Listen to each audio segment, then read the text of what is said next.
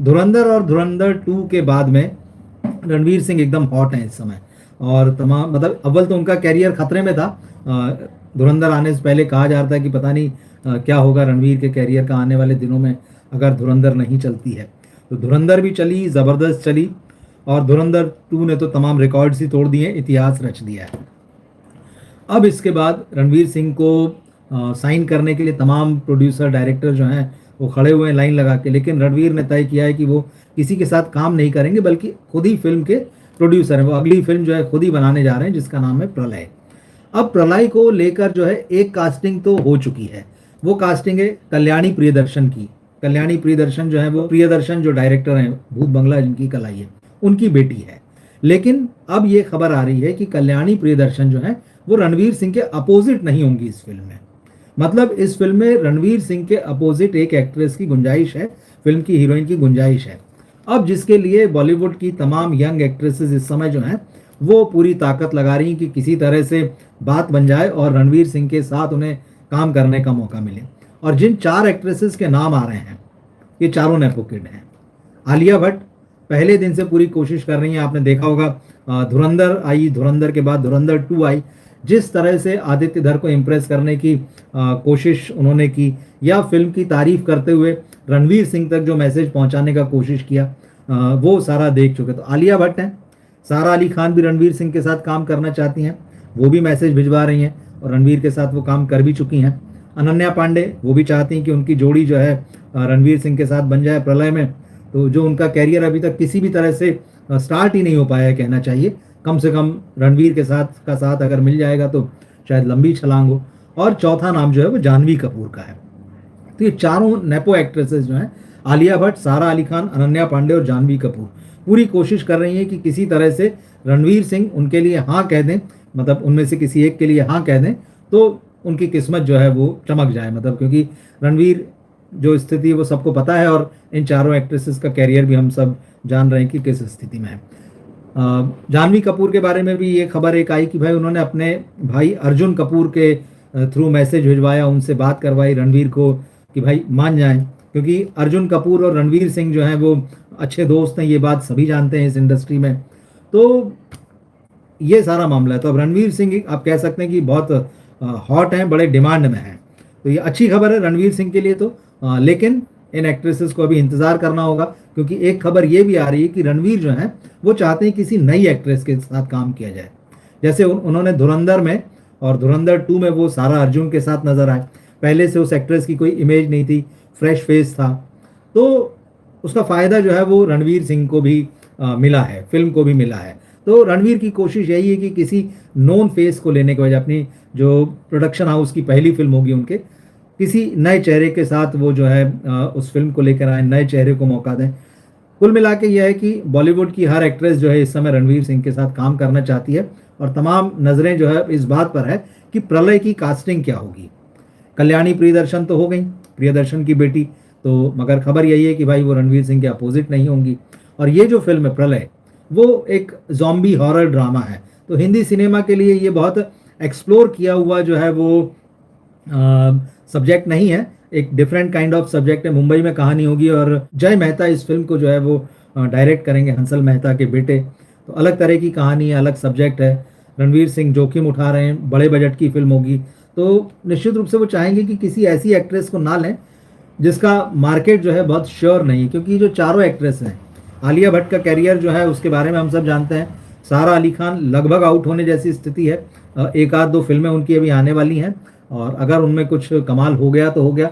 अनन्या पांडे अभी तक लड़खड़ा रही हैं, और करण जौहर के बगैर ऐसा लगता है कि उनका कोई अस्तित्व ही नहीं है।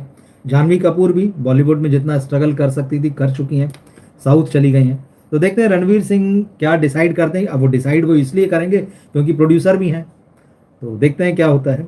दूसरा मामला जो है वो ऋतिक रोशन का है। ऋतिक रोशन लंबे समय से आप कहीं, क्योंकि बहुत ही चूजी हैं, कभी साल 2 साल में एक आध दो फिल्में इनकी आती। आप देखिए ना, 2022 में विक्रम वेदा आई थी, 24 में फाइटर आई थी, और 25 में वार 2 आई थी। 26 में उनकी किसी फिल्म का कोई अभी तक अनाउंसमेंट नहीं है। लास्ट ईयर ये ज़रूर था कि क्रिश 4 जो है वो बनने जा रही है, ऋतिक रोशन उस फिल्म को डायरेक्ट करेंगे। यशाज फिल्म्स और जो ऋतिक रोशन के फादर राकेश रोशन की कंपनी है, वो लोग मिलके इस फिल्म को प्रोड्यूस करेंगे। फिर पता चला कि भाई बजट पे बात नहीं बन रही है, तो वो फिल्म अभी आगे बढ़ गई है। यशराज फिल्म जो है अपने हिसाब से बजट देना चाहता है। ऋतिक डायरेक्टर के रूप में, भले ही उनकी पहली फिल्म होगी, वो अपने हिसाब से बजट चाहते हैं। 500 करोड़ रुपए के आसपास का बजट बताया जाता है। अब ऐसे में खबर ये आ रही कि जब क्रिश 4 को लेकर किसी तरह की सर्टेनिटी नहीं है, तो राकेश रोशन और ऋतिक रोशन ने तय किया है कि एक फिल्म बीच में बना डाली जाए, और ये फिल्म जो है रोमांटिक एक्शन फिल्म होगी। खबर ये आ रही है। कुछ जगहों पर, हालांकि कुछ समय पहले मैं ये भी पढ़ रहा था कि जो काबिल फिल्म थी उसका पार्ट 2 या सीक्वल बनाया जाए, तो हालांकि उसकी कंफर्मेशन तो नहीं है, लेकिन चर्चाएं चली थी अभी बीच में। फिलहाल ये है कि भाई ऋतिक रोशन क्योंकि खाली भी बैठे हैं, कोई ऐसा प्रोजेक्ट उनके पास है नहीं, तो ऐसे में वो चाह रहे हैं कि भाई अब इस खाली समय में एक फिल्म बनाकर हाथ मांझ लिया जाए।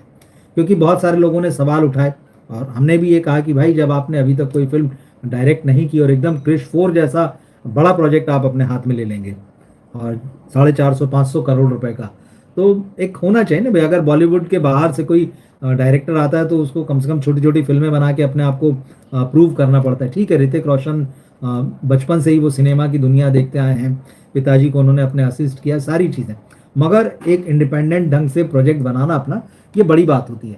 तो हो सकता है आने वाले दिनों में आने वाले दिनों में ऋतिक जो है हमको दिखाई दें, कोई अनाउंसमेंट हो कि क्रिश 4 से पहले जो है वो एक नई फिल्म लेकर आ रहे हैं, तो वेट करेंगे। मगर खबरें यही है। एक खबर आमिर खान को लेकर है, घबराए हुए हैं आजकल। आमिर का कैरियर भी बहुत अच्छी स्थिति में नहीं है। ठग्स ऑफ हिंदुस्तान से लेके फिर लाल सिंह चड्ढा और सितारे ज़मीन पर, ये सारा का सितारे ज़मीन पर भले ही थोड़ा बहुत चली हो, या मार्केट में ऐसे बताया गया कि नहीं भाई ये फिल्म चली है, मगर एज ए प्रोड्यूसर भी वो कुछ खास करिश्मा नहीं कर पा रहे हैं। और अब उनके बेटे की फिल्म जो है वो आने के लिए तैयार है एक दिन। तो फिल्म तो 1 मई को रिलीज होगी, लेकिन आमिर खान ने एक स्टेटमेंट दिया है और उन्होंने कहा है कि मुझे अपनी ज़िंदगी में कब इतना चिंतित रहा हूँ मुझे पता नहीं, जितना कि इस वक्त हूँ, जब मेरे बेटे की जुनैद की फिल्म जो है एक दिन आने वाली है। तो उनकी चिंताएं जो है वो वाजिब है, क्योंकि बतौर एक्टर खुद आमिर खान का करियर बहुत अच्छी स्थिति में नहीं है। उनकी प्रोड्यूस की हुई फिल्में भी इस साल भी जो रिलीज़ हुई थी, वो जासूस वाली फिल्म, नाम भूल रहा हूँ मैं, तो वीरदास थे जिसमें डायरेक्टर भी थे, एक्टर भी थे, तो वो भी नहीं चली थी। अब एक दिन जो आ रही है, इसका ट्रेलर, दो ट्रेलर लॉन्च हो चुके हैं, बहुत ज़्यादा जो है वो कमाल करता हुआ नहीं दिख रहा है।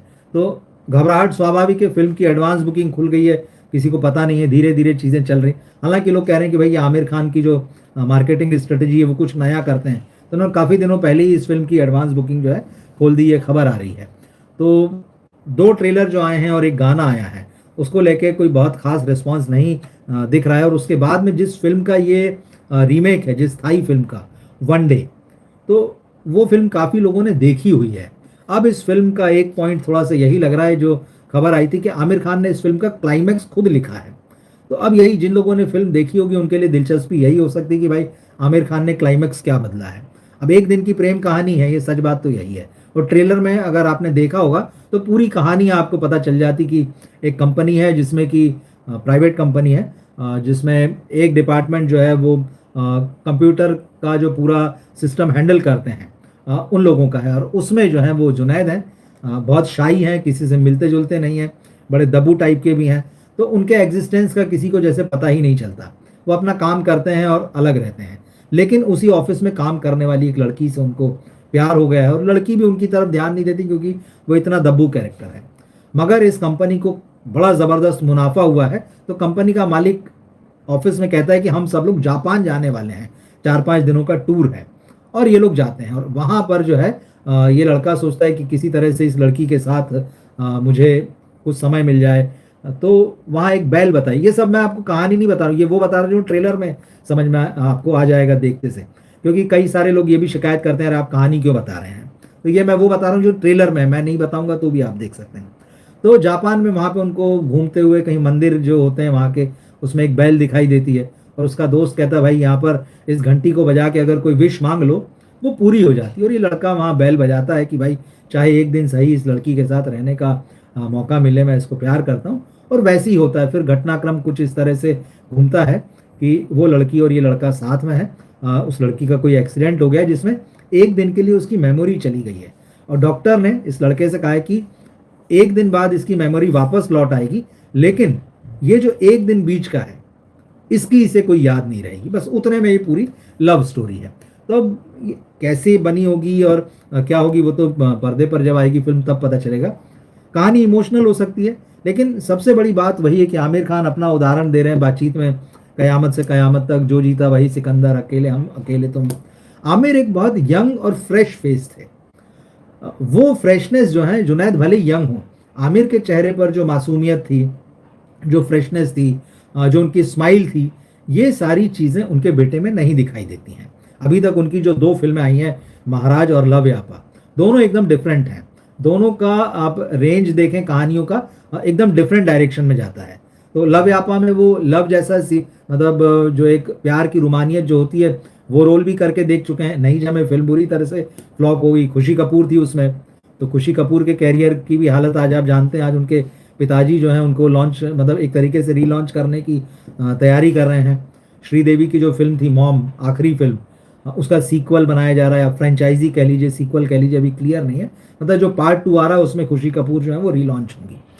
यहाँ आमिर जो है अपने बेटे को एक बार फिर से लॉन्च करने और रीलॉन्च करने में लगे हुए हैं। तो अब ये नेपो किड्स जो हैं थोड़ी सी समस्याएं तो हैं, चलेंगे नहीं चलेंगे, मगर वनडे जो है कोई बहुत खास आपको वो नहीं दे रही, उम्मीद जगाती हुई नहीं लग रही है। देखा हुआ कंटेंट, रीमेक कंटेंट, जो हीरो है उसमें भी कोई बहुत आपको स्पार्क नहीं नज़र आ रहा है। साई पल्लवी की ये पहली फिल्म है बॉलीवुड में। इसके बाद उनकी 1-2 फिल्में और आनी, एक फिल्म और आनी है और उसके बाद वो रामायण में दिखेंगी। लेकिन उनकी कास्टिंग रामायण जैसी बड़ी फिल्म में हुई है, इसको लेकर बहुत सारे सवाल उठ रहे हैं कि भाई वो सीता मैया जैसी नहीं दिखती हैं। तो बहुत सारी चीज़ें, तो आमिर खान थोड़ा सा परेशान है और उनका कॉन्फिडेंस भी आप कह सकते हैं कि थोड़ा हिला हुआ। हालांकि उनका कहना है कि मतलब उन्होंने कहा है कि मुझे लगता है, मतलब आमिर को लगता है कि फिल्म ठीक ठाक बनी है। फिल्म जो है उसने प्रॉपर शेप लिया है, अच्छे से बनी। और वो कह रहे हैं अरिजीत सिंह ने भी गाना गाया। अब अरिजीत सिंह गाने से संन्यास ले चुके हैं, बैकग्राउंड जो सिंगिंग होती है उसमें से। लेकिन भले ही आमिर खान के कहने पर उन्होंने गाना गा दिया हो, पर एक गारंटी तो नहीं है कि उन्होंने गाना गाया है तो फिल्म चलेगी। पर देखते हैं, 1 मई का इंतज़ार रहेगा सबको, कैसे क्या फिल्म बनी है, कैसे निकल कर आती है। ये है एक खबर माइक्रो ड्रामा से जुड़ी हुई। माइक्रो ड्रामा मतलब वही जो मैंने आपको बताया कि रील्स की तरह से, जैसे वेब सीरीज या फिल्म देखते हैं आप तो हॉरिजॉन्टल मोबाइल होता है या स्क्रीन होता है। माइक्रो ड्रामा बेसिकली तो मोबाइल के लिए है। तो आप उसको वर्टिकल रख लीजिए, जैसे आप रील देखते हो, और वैसे ही जो है वो 2-2 मिनट के, 2.5 मिनट के, अधिक से अधिक 3 मिनट के एपिसोड होते हैं। तो बहुत सारी कंपनियां माइक्रो ड्रामा बना रही हैं। 30 रील, 40 रील, 50 रील, इस तरह से वो ड्रामा चल रहा है। 2 मिनट, 3 मिनट एक एपिसोड देखा, फिर दूसरा देखा। तो अभी तक तो ये सब चल रहा था। अब धीरे धीरे इसका ट्रेंड और क्रेज जो है बढ़ता जा रहा है। तो अब क्योंकि 3 घंटे की फिल्में भले ही थिएटर्स में आ रही हों, लेकिन OTT पर जो फिल्में आ रही हैं वही आ रही हैं 1.5 घंटे, 2 घंटे, तो इसी हिसाब से। और जो वेब सीरीज आ रही हैं वो लंबी लंबी आ रही, तो अब उसको देखने के लिए बहुत समय चाहिए। तो अब जैसे ही शॉर्ट चलन में आया है, उसी तरह से माइक्रो ड्रामा भी चलन में आ रहे हैं। तो 2 मिनट में एक एपिसोड देख लिया, 3 मिनट में देख लिया, फिर दूसरा जब फुर्सत मिलेगी देख लिया। तो 2-2, 3-3 मिनट में आप एक पूरी कहानी देख सकते हैं। अब ये जो सेगमेंट बड़ा होता हुआ है, इसमें शाहरुख खान की कंपनी रेड चिलीज और यशराज फिल्म्स, खबर ये आ रही है कि ये लोग भी इस मैदान में उतरने जा रहे हैं। देखिए ये फिल्म प्रोडक्शन कंपनीज हैं, मगर कैसे समय बदलता है। खास तौर पे यशराज फिल्म्स के लिए अगर आप पिछले साल सैयारा की बात छोड़ दें, तो कोरोना के बाद का समय जो है बहुत अच्छा नहीं गुजरा है। शाहरुख खान ने भले ही अपने आप को पठान और जवान के साथ अपना कमबैक करा लिया है, लेकिन वही है कि अभी कभी कभी काम करते हैं वाला मामला है। कोई रेगुलर अब ये लोग उस तरह से तो काम करते नहीं कि साल में 1 फिल्म आएगी, 2 फिल्म आएगी। और ये लोग प्रोड्यूसर भी हैं प्रॉपर। तो इन्होंने समय को देखते हुए, मार्केट को देखते हुए अपनी स्ट्रेटेजी बदली है। पहले ये कंपनियां सिर्फ फिल्म बनाती थी, फिर उसके बाद जब OTT आया तो OTT के लिए भी फिल्में बनाई और वेब सीरीज भी बनाई। अब ये जो तीसरा ट्रेंड अब जो नया दिख रहा है, माइक्रो ड्रामा, तो खबर यही आ रही है कि ये लोग अब इस तरफ भी उतरने वाले हैं। तो देखते हैं जब ये उतरेंगे तो अपनी चीज़ों का जोर शोर से बदलने के साथ में ये कंपनीज किस तरह से बदलती हैं, उसको पकड़ती हैं, और इसीलिए ये बहुत तेज़ी से अपने आप को मार्केट में की रेस में बनाए रखती हैं। इनका सर्वाइवल जो है इसीलिए चलता रहता है। तो बदलना बहुत ज़रूरी है। शाहरुख खान की अगली फिल्म है किंग। तो हम शाहरुख की बात कर रहे हैं तो उससे जुड़ी हुई एक बहुत ही इंटरेस्टिंग खबर यहाँ पर आई है। वो मैं आपको बता देता हूँ। किंग जो बन रही है अभी, तो सिद्धार्थ आनंद इस फिल्म के डायरेक्टर हैं। पठान, वार, फाइटर, ये सारी फिल्में इन्होंने बनाई। अब शाहरुख की फिल्म का बजट जो है वो 250 करोड़ बताया जाता है कि भाई इतने करोड़ में ये फिल्म बन रही है, शूटिंग चल रही है। मगर आप आज जो खबर आई वो इसलिए इंटरेस्टिंग है कि इस फिल्म के ऑल इंडिया डिस्ट्रीब्यूशन राइट्स बिक गए हैं और 250 करोड़ रुपए में बिक गए हैं। मतलब अभी फिल्म कंप्लीट भी नहीं हुई है, फिल्म बन रही है, उसका बजट जो है रिकवर हो गया। आप सोच लीजिए, अभी तो सिर्फ ऑल इंडिया राइट्स बिके हैं। विदेश में जो बिकेंगे अलग अलग टेरिटरी वाइज, वो अलग हैं, ओटीटी अलग है, फिर उसके बाद में जो सैटेलाइट अलग है, म्यूजिक राइट्स अलग हैं। तो कुल मिला के आप समझ लीजिए कि ये फिल्म एकदम नो प्रॉफिट नो लॉस में आ गई है और पूरी तरह से जो है इसका पैसा रिकवर हो गया है। एक कंपनी है, आपने नाम ज़रूर सुना होगा, पैन मरूधर।